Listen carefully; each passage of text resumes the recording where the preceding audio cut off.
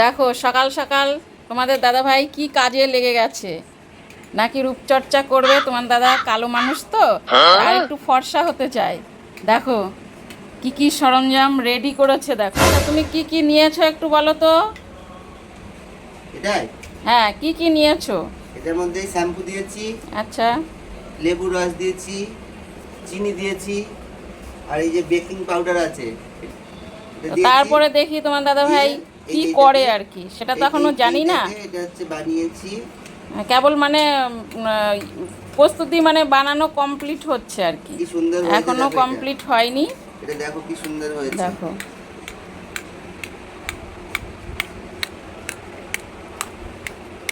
দেখতেও খুব ভালো লাগছে। তারপরে কি করবে সেটা এখনো আমিও জানি না,